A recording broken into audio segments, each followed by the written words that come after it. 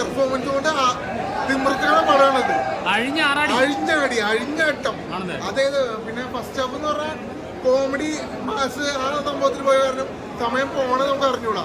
കാരണം അമ്മാതിരി പിന്നെ സെക്കൻഡ് ഹാഫ് ആയിട്ട് കുറച്ച് ലാഗ് പോലെ തോന്നി. പക്ഷെ അത് കഥ പോണ രീതി അങ്ങനെയാണ്. പിന്നെ ക്ലൈമാക്സിലൊക്കെ ഒരു ഫൈറ്റും ഒരു മാസ് ഫൈറ്റും അതൊക്കെ തിയേറ്ററിലിരുന്ന് ആ മ്യൂസിക്കും മ്യൂസിക്കും കൂടി കേൾക്കപ്പെട്ടു. കോരി തെരുപ്പാണ്. കേട്ടില്ല പടം. പിന്നെ തൂത്തുവാരി.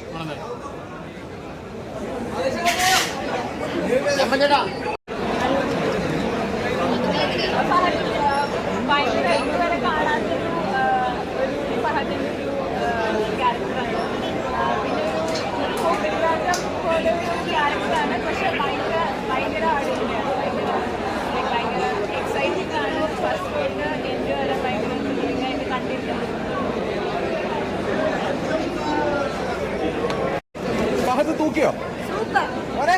സിനിമ എങ്ങനെയുണ്ട്? എടാ മോനെ പറയടാ, എങ്ങനെയുണ്ട് സിനിമ? എങ്ങനെയുണ്ട്? അടിപൊളിയാണോ?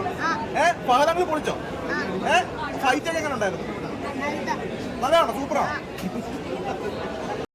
എല്ലാരും കാണണം. കണ്ടാലേ അറിയുള്ളൂ. നമ്മൾ ഒരിക്കലും എക്സ്പെക്ട് ചെയ്യില്ല. നമ്മൾ ഒരിക്കലും എക്സ്പെക്ട് ചെയ്യാതെ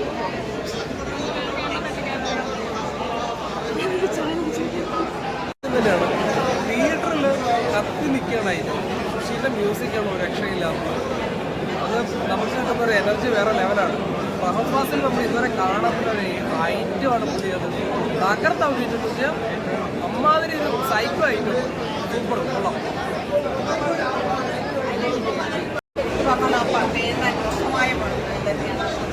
എല്ലാവരും ഒന്ന് കഴിഞ്ഞാൽ ഇപ്പോഴും അതേ ആവേശം. തിയേറ്ററിൽ ആദ്യമായിട്ട് കാണുമ്പോൾ എക്സ്പീരിയൻസ് എങ്ങനെയാണ്? ഭയങ്കര അതാ പറഞ്ഞത്. ആവേശം കൊള്ളിക്കുന്ന പടം തന്നെയാണ്. അടിയായാലും ശരി, ചിരിയായാലും ശരി, എല്ലാം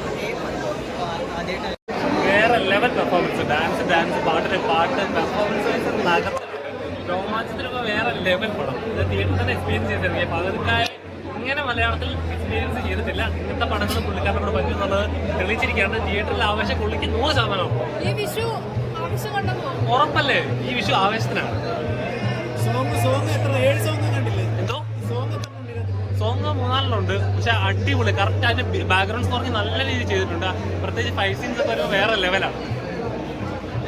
പെർഫോമൻസാണ് ഭയങ്കര രസമാണ്. കളറിങ്ങും എഡിറ്റിങ്ങും അതിന്റെ ഡയറക്ഷനും ഡയലോഗ്സും പെർഫോമൻസ് ഒക്കെ ഭയങ്കര രസമാണ്. അത് ഗംഭീരമായിട്ട് നെക്സ്റ്റ് ലെവൽ. എല്ലാവരും നന്നായി, എല്ലാവരും മനോഹരം ചെയ്തിട്ട് ഗംഭീര എഡിറ്റിംഗ് ആണ്. മ്യൂസിക് സുശീൽ പൊളിച്ചു.